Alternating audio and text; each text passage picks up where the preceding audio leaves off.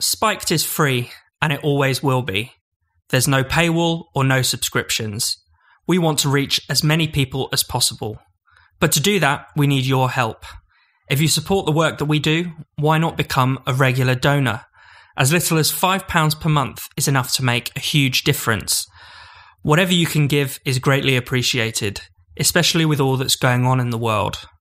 If you want to make a regular donation, then all you have to do is go to spiked-online.com and hit the big red donate button in the top right corner. Now, on with the show. Hello and welcome to the Spiked podcast. I'm Fraser Myers, and joining me this week we have Spiked deputy editor Tom Slater. Hello. And Spiked columnist Ella Whelan. Hi. Coming up on the show, the COVID crisis in care homes, grooming gangs, and the corona cops.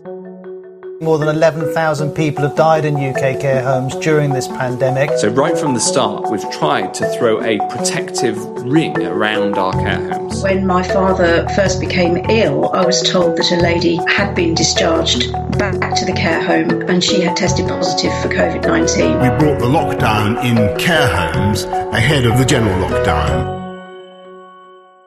In Britain, more than 11,000 people have died in care homes over the course of the COVID-19 pandemic. At the peak of the outbreak, nearly 3 times as many people were dying in care homes than in a normal year, though only half of those deaths have been put down to coronavirus itself. There is a widespread anger that care homes have been neglected in terms of funding and access to testing and personal protective equipment. And there's also a great deal of evidence that official advice pushed the crisis into care homes as patients were discharged from hospital without being tested for COVID-19. Ella, what are your thoughts on this?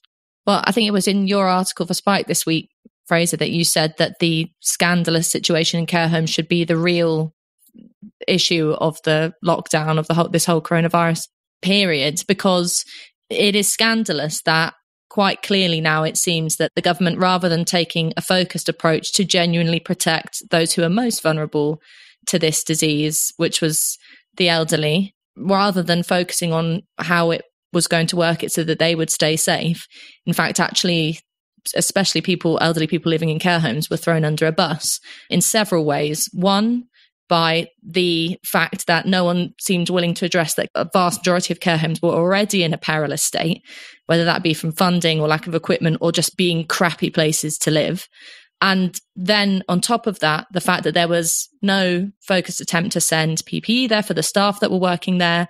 These are places that are already massively understaffed in the healthiest of times. And so when coronavirus hit and people started being too frightened to go into work, that obviously had a damaging effect. But most crucially, this really shocking fact that essentially coronavirus patients were being pushed into care homes and then it spread and people have died. And all of this could have been so easily avoided by the government refusing to be pressurized by the sort of shrieking fear-mongering from mainly members of the media and taking the stance, let's rewind our heads back 6-7 weeks, however long it was ago, to when they were talking about taking a measured and calm and focused approach to this, not shutting schools, not closing all of society down, but working to protect people that needed it. What should have happened is that life should have gone on for normal for most of us, and that those who were in danger from dying from this virus, again, the elderly or those who have got those underlying health conditions, those were the ones that were shut away and protected and given everything they needed to stay safe. And so this has to be seen in the grander context of the way we treat old people, because it's not a mistake that this has happened. It's not just a consequence of coronavirus that couldn't be helped. The fact is that we do not prioritize the lives of the elderly. We see that in all the ways that they were treated and talked about in the years before coronavirus, that they're more often than not seen as a problem. And so they end up being these problems that are shut away in care homes and forgotten about. And lots of them over the last few weeks have died alone in their rooms. And that is a scandal. And the government should be held to task for it. Tom? Well, I think the inability of the government to face up to this has been really quite striking. You know, they're just kind of outright lying now. I mean, Matt Hancock last week said that they threw a protective ring around care homes. And given all the things that we know now about, patients being discharged out of hospitals, as Ella was saying, not even with the need for a coronavirus test, even if they'd previously had coronavirus, many care home managers citing that and being able to almost directly trace it to outbreaks in the homes that they run. We know that's complete nonsense.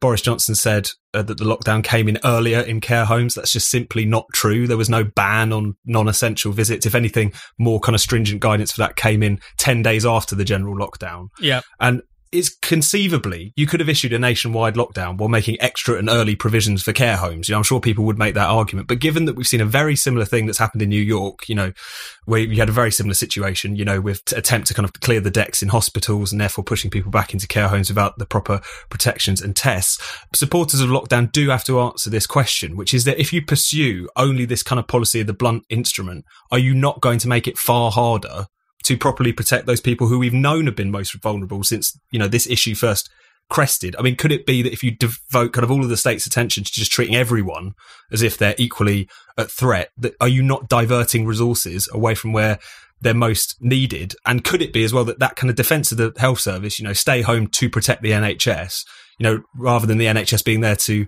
serve us, we almost had to serve it? Could it be that became so kind of fetishized that you got into a situation which it was actually endangering more lives? And I just see no one in the government, and certainly no one in the vociferously pro-lockdown set, having any convincing answers to those questions.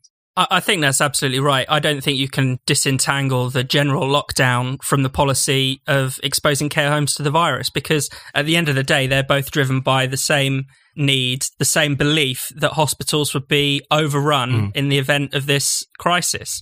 So, you see way back as early as March, the NHS saying we need to increase our capacity by discharging people to care homes.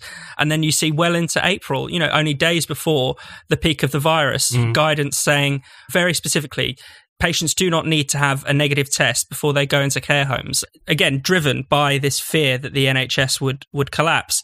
I guess the other thing to remember is that a lot of these people have not necessarily died of coronavirus as well, which is another aspect of why the protect the NHS message has been, so dangerous. There's been a 40% fall in A&E visits compared to this time last year.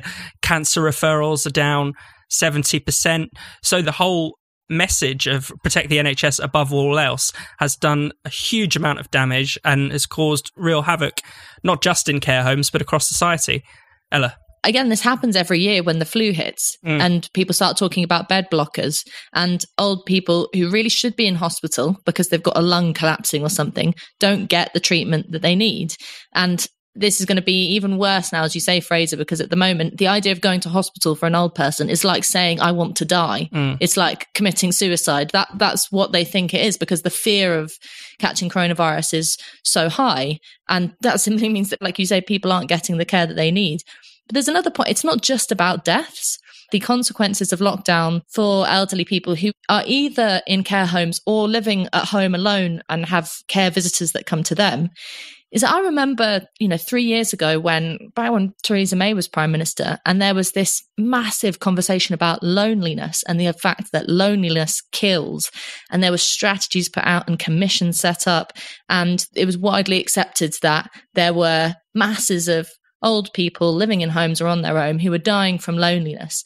And it's as if that never happened. I didn't particularly think that was entirely accurate. As it happens, lots of old people like to be on their own after having busy lives. But the idea that then, without question, you would accept a strategy that literally made old people be alone for weeks in misery, not even being able to see the person that comes to water their plants for them, it hasn't been addressed. And that is something that is going to have negatively affected people. I won't be surprised if no one wants to put their loved one in a care home for a very long time. And why would you? Because they've been shown to be really miserable places. And so if you were to take a positive out of this, which I think we should try to do, is that this crisis has shown that I think we have to rethink the way that we provide social care for the elderly. Some people have suggested nationalising it, although part of the problem is that state-run care homes are some of the most dire places to live in. So that isn't necessarily a magic bullet. But thinking more about how we deal as a society with an ageing population in a way that puts them front and centre, rather than treating them like a problem that you just have to get out of the way. Tom, do you want to come in? We've been talking about, whether or not the policy of lockdown, pursued long after it was originally set out, actually caused a problem of kind of bandwidth in government or an issue with directing resources to where they're really needed. I think exactly the same thing is true about the media. The slowness with which so many people, particularly in the mainstream, caught onto this or realised that this was a core part of this crisis. To your credit, Fraser, this is something you noticed very early on and were reporting about it before a lot of other people were, I think was also bound up with the fact that all of the media's energy was invested in the project of lockdown, of insisting that, first of all, that the government was slow to do it. This was their main attack line. It spoke to how careless Boris Johnson was. And then also with the kind of, the weeks afterwards where all the discussion was about shaming people for sunbathing, because it kind of got wrapped up with this very anti-people perspective that a lot of people in the media seem to share. They were spending all day talking about that and no time talking about, the ticking time bomb that was going on in the care sector. So I think there's a question of government bandwidth here, but also media bandwidth and attention, that they became so obsessed with these certain things and missed the crisis that was unfurling, underneath the surface of all of that. You want to scream sometimes when you think about it, because the amount of resources that have been spent on this lockdown, furloughing millions of workers, just on that alone is crazy. Imagine if you'd have channeled those resources into care homes, into protecting the elderly, into making sure that, even while they're being shielded and protected, that they're not lonely, that they're being fed and, being treated and cared for adequately. Can you imagine how different things might have been? But instead, it had to be the general lockdown. We had to put everyone under house arrest. We had to crash the economy. Honestly, it makes no sense, and it's just drives you mad thinking about it.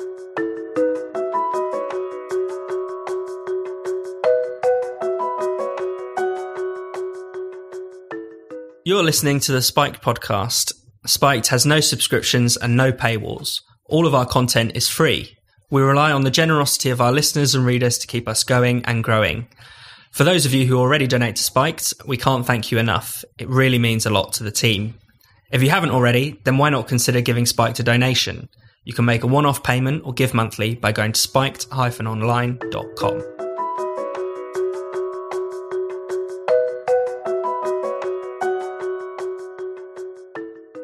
Government research into the scale and nature of the grooming gangs phenomenon will be made public following a U-turn by the Home Office. Originally, the Home Office said that it would not be in the public interest to release the paper, but a petition calling for its publication was signed by over 100,000 people. Time and again, in towns and cities across the country, the authorities fail to protect young girls who are being sexually exploited. Review after review has found that the police and social workers knew what was going on and were often aware of the pattern of mostly white girls being abused by mostly Pakistani Asian men, but were reluctant to intervene because they were afraid of being called racist. Rakib Ehsan joins us down the line for this section. Rakib is a Spiked columnist and a research fellow at the Henry Jackson Society. Rakib, can you tell us first a bit about this report specifically that the government has U-turned over?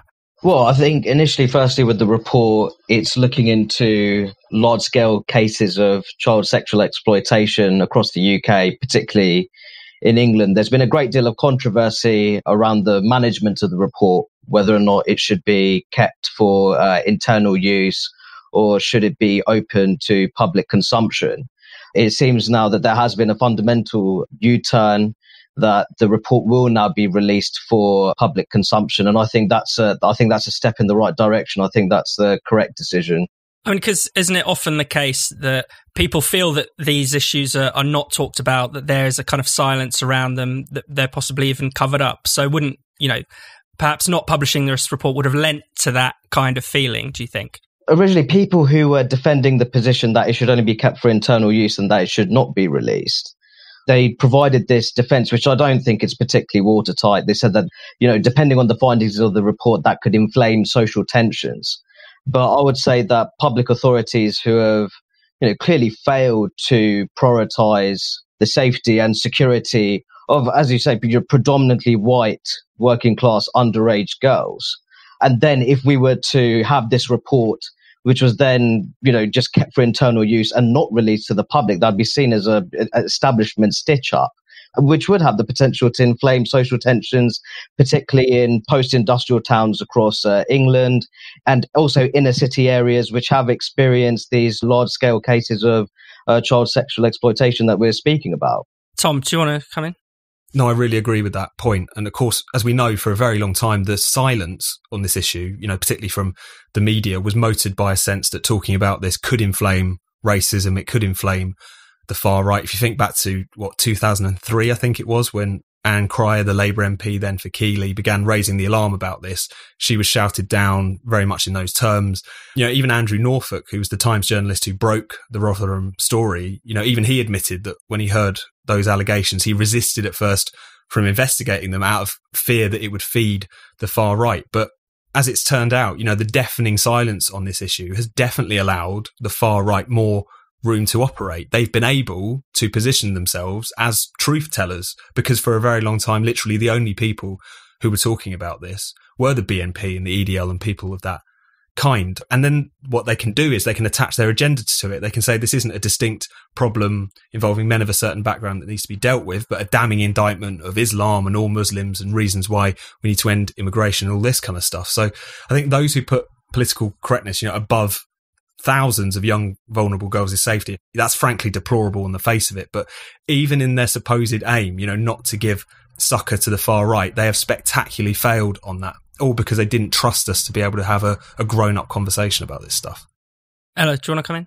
I remember in 2017 when the Labour MP Sarah Champion wrote that article for The Sun with the headline something like British Pakistani men are raping young women, and it's time we talked about. And she had to resign from her role in the Women's Inequalities Committee because there was a huge amount of criticism about her being racist. And even though she defended herself and explained, and we know now that what she was saying was factually correct, it didn't matter.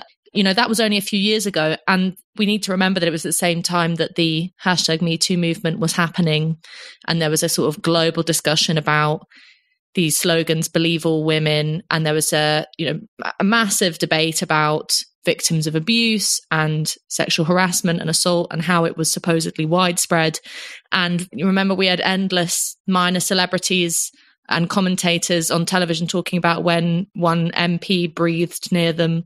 And at the same time, there was, few people talking about what was happening in the North, but not many. And certainly the vast majority of feminists weren't paying attention to it. And there is this uncomfortable question, which is, what is it about young working class women in these areas that's not worth listening to?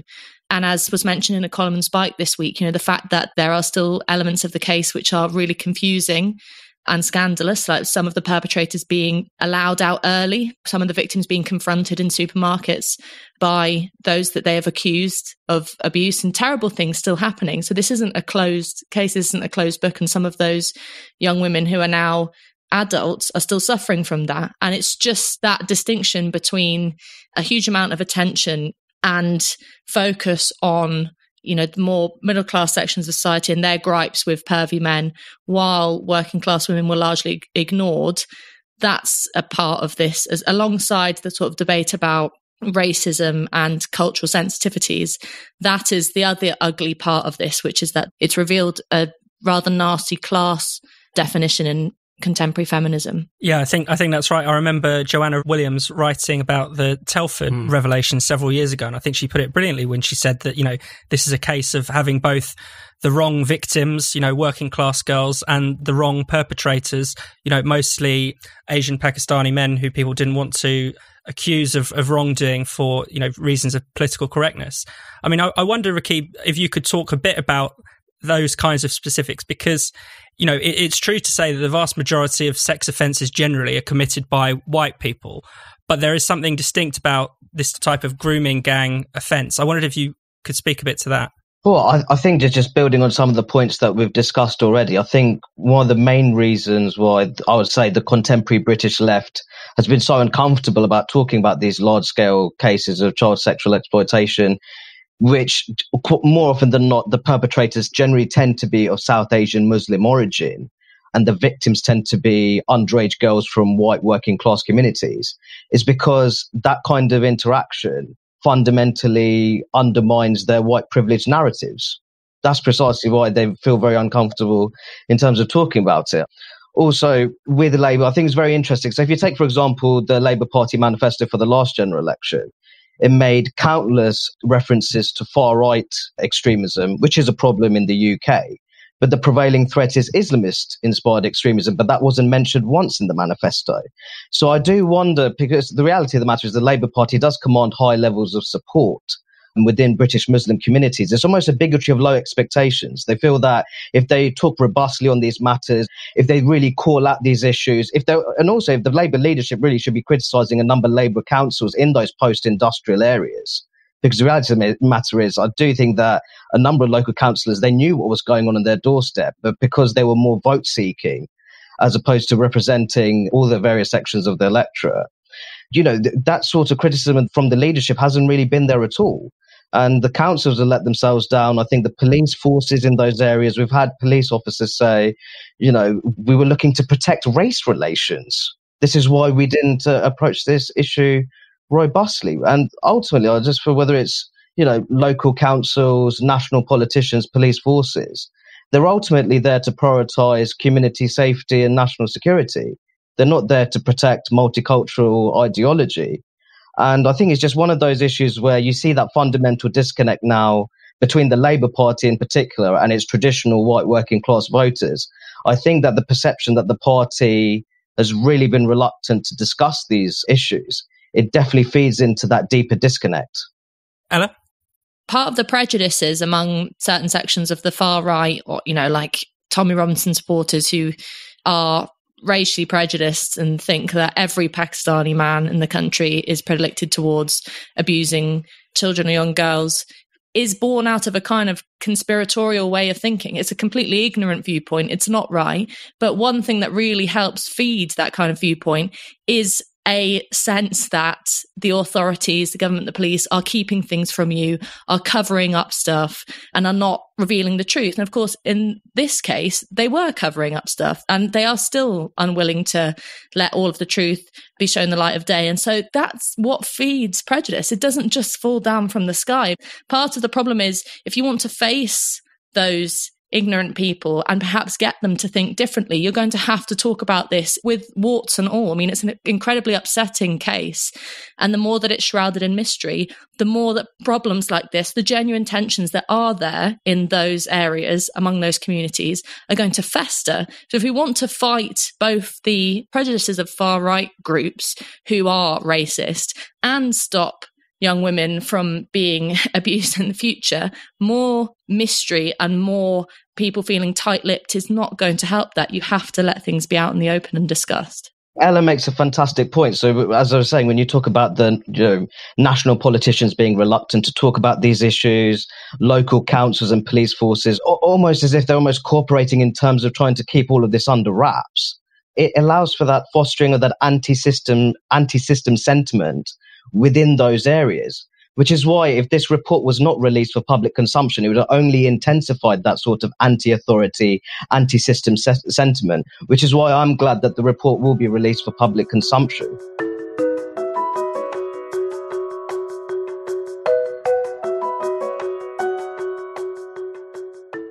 You're listening to the Spiked podcast.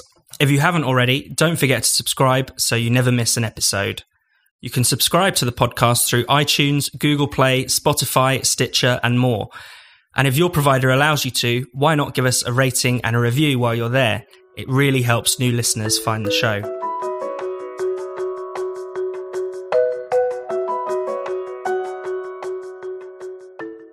The Crown Prosecution Service has revealed that every single person who has been convicted under the Coronavirus Act was wrongfully charged. The police have been given extraordinary powers to enforce the lockdown restrictions, yet they still seem to keep going beyond those powers. Police have even issued fines to children, even though the law does not allow them to give fixed penalty notices to children. Tom, you've written about this week. Do you want to explain a bit about what's gone wrong with the Corona coppers?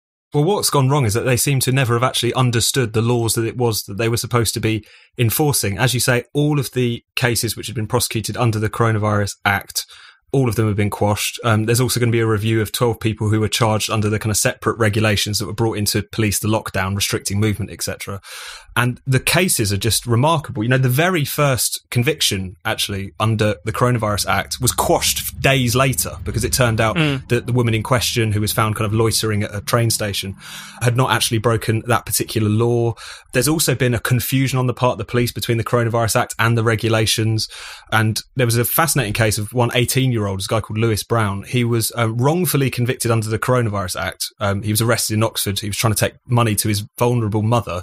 So he's wrongfully convicted under that, but he was also wrongfully convicted under the wrong bit of it, because it was the bit that only applied to Wales. And this is one of the kind of most remarkable things about all of this, is that it seems that the police just genuinely didn't seem to bother to work out what the content of the laws that they were supposed to be enforcing were.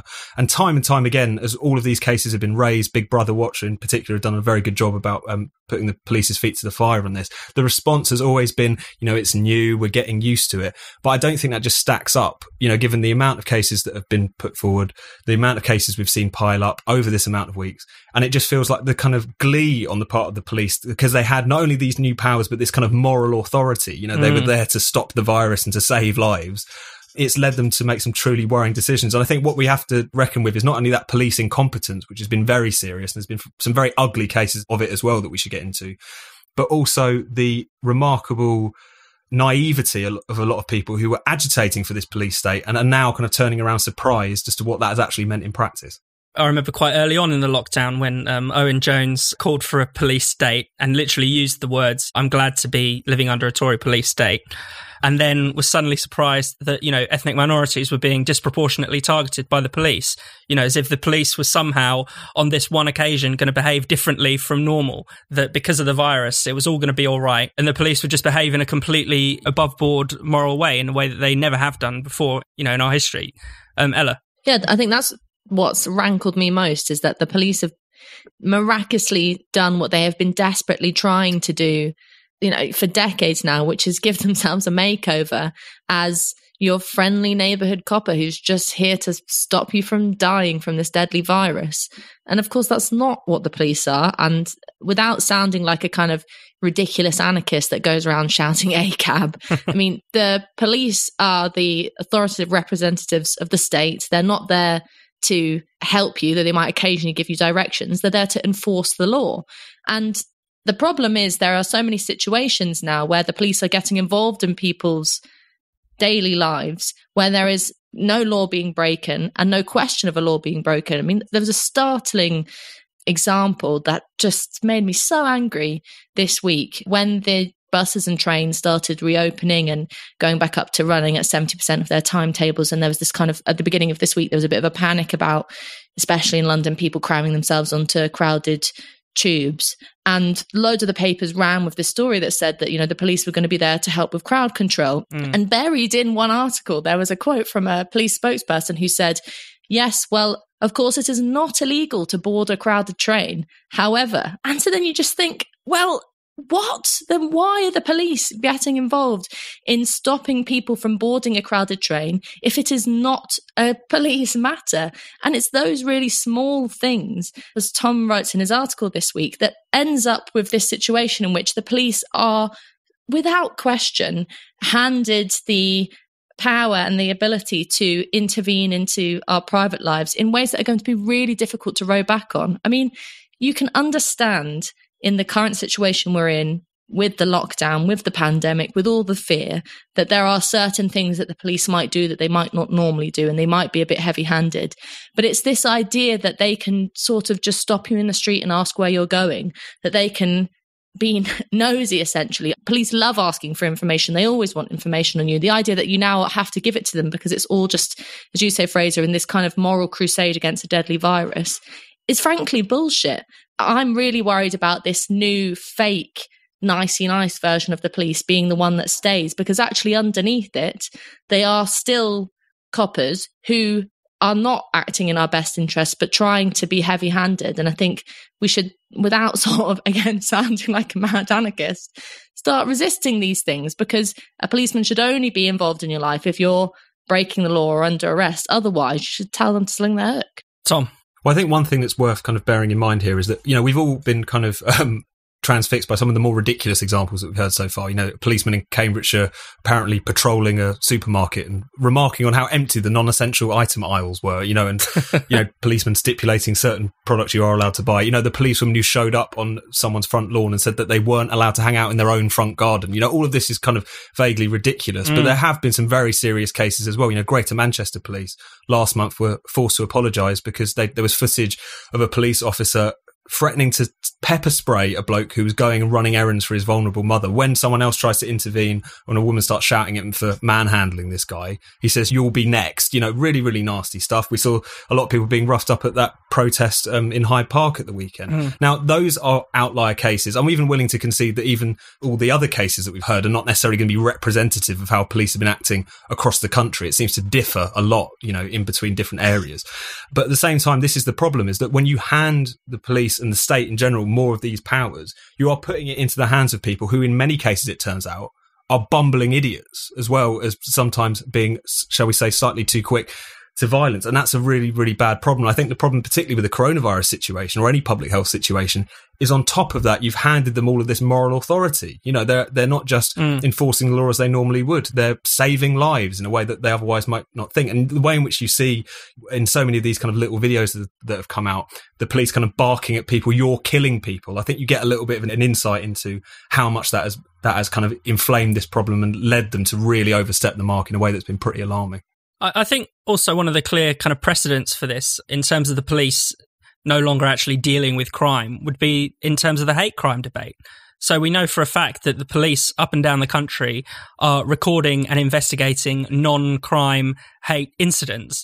And so I think, you know, something like that has clearly prepared them for a world in which actually what is criminal and not is no longer their concern. So clearly you get a case where the police will say, I think it was Dorset police, who actually ignored the letter of the law because they didn't feel that it was in the spirit of what they wanted to achieve.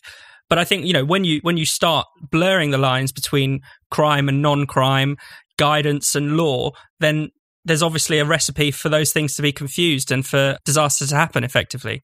You do have to think about the fact that the police are now basically swanning around patrolling parks looking for people to tick off. It's not so long ago that they were suggesting that they didn't have enough resources to properly investigate quite serious crimes. So perhaps at the end of all of this, whether it be them spending their time patrolling people on social media or going around telling us off in our front gardens, I think the role of the police and what they are and are not allowed to get involved in needs to be far more tightly defined.